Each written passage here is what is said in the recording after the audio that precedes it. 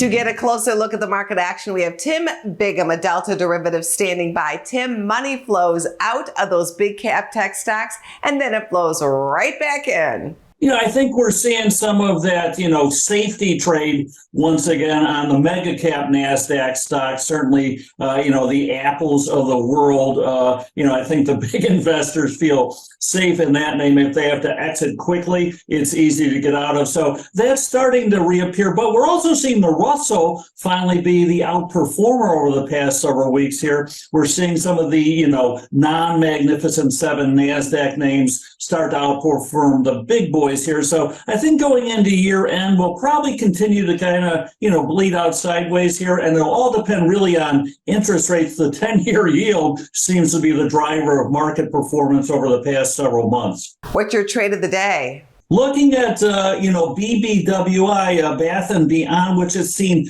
enormous repeat option volume, especially on the call side over the past several days here, certainly. We're also seeing the stock go absolutely parabolic here for, in my opinion, no reason. So I'm jumping in. Normally, I like to do the buy right and lean with the call buyer here, but I think it's gotten out of hand. So I'm doing a put spread, buying the February, slightly out of the money 35 puts, selling the December 35 puts that are very expensive, and paying just a little over $1.50 on that. So I like this trade to play for a pullback on a stock that I think has gotten way ahead of itself. Do you think the Bath and Body Works trade at all is connected to the Reddit traders who like to build up stocks? It's a mini Reddit trade, certainly, similar to what we saw in the GameStops, a couple years ago. So we're seeing with interest rates heading lower, people getting a little more speculative, and this is certainly one of the names they're speculating in a big way. Good to know. Thank you, Tim.